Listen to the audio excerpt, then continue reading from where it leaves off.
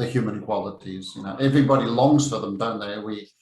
If you think about special moments in your life, really special moments, there'd be moments when somebody was kind to you, or considerate, or generous, or patient, something like this. These are the things that mark us. As you said, in the start of the conversation about the funeral, people don't talk about the size of your TV or the size of your car. They talk about how kind you were or how caring, this type of thing. But, you know, in terms of energy flow, because all these qualities, something that's, again, a bit missed today is that if you're filled with patience, it is a particular force. So it will appear in your aura. If you're filled with hope, there's a color to it. If you're filled with kindness, if you're filled with peace, these are forces. They're not just an act. So there's a law. One of the examples of the law of two is everything grows or dies.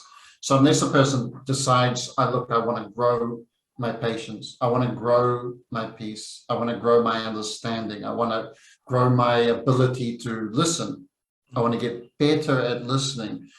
All these things, marvelous things we can grow, but it does take a decision to grow them, because if you don't make the decision, by the law of atrophy, it will tend to break down and diminish, because if it's not growing, it's diminishing.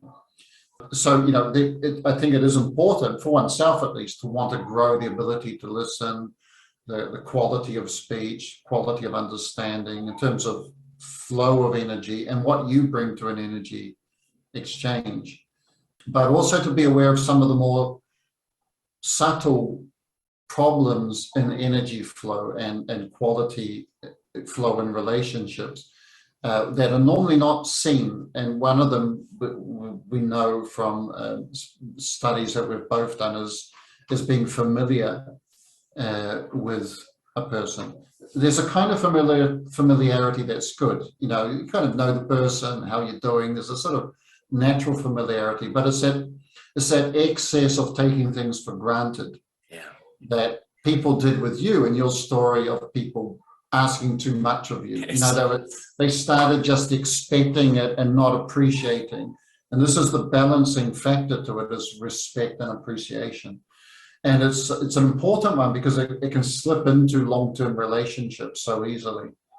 You know, you just a little mechanism in the brain starts not really seeing the person anymore, but you're seeing the image of them in your brain.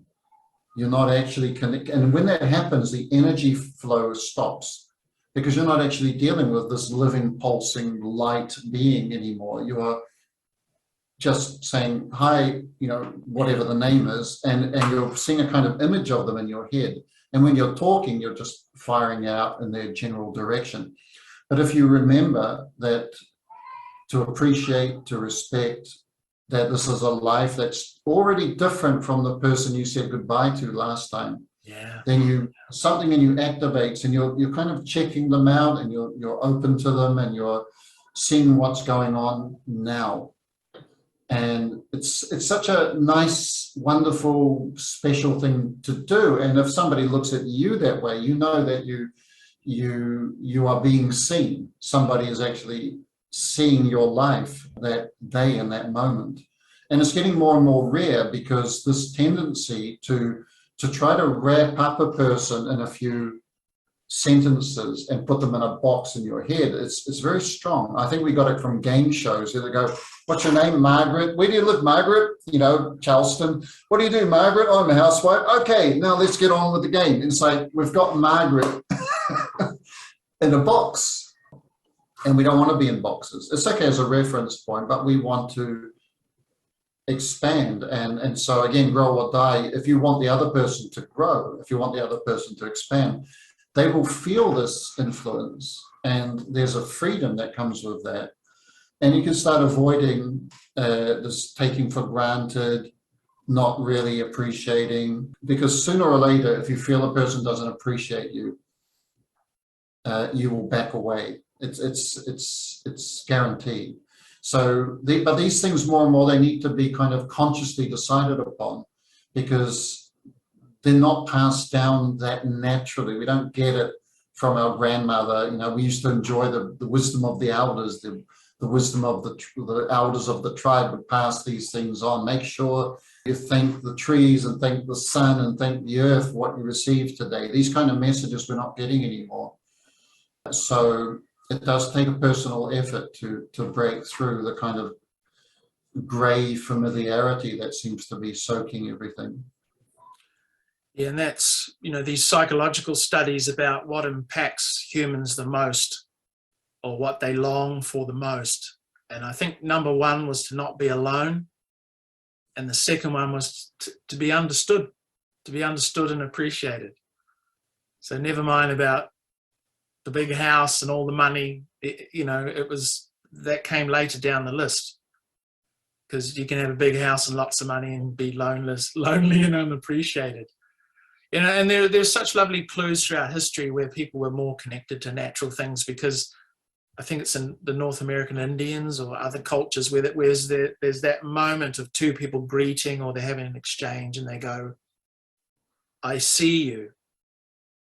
I never understood that when I was younger. What's he talk? Because he can see he's got bloody eyes, But no, it's I see you. It's a mark that I'm consciously looking at you as you are right now, because it's different than a whole process has gone on. Many things have happened to you. And even with the Maori in New Zealand, the hongi, where they greet and they press the nose and the forehead together, it's quite an intimate thing, and you're very aware of the other person's, and it's not just the nose is pressing, but your eyes are you're looking in, as they say, the windows to the soul. You're looking into the other person's eyes. Yeah. My son has a friend who lives out in a lifestyle block just out of the main city, and he loves going there. He loves being invited with his friends to go and stay the night. And it's usually because the man who lives there is going to use the teenage boys the next day to help dig holes and lift hay bales and all the rest of it. So fair enough. But what my son loves is as they arrive, they're asked for their cell phones and their digital devices, and they're put in a cupboard for the weekend. And so that night they sit around the table and they talk. And then later on they sit around the fire outside, and the guitar comes out and they sing and they talk and they wonder about the universe, all these natural questions that teenagers have. And he says it's just the absolute best place to go to. And that's all it is to take the distractions away. And it's humans having energy flows with other humans.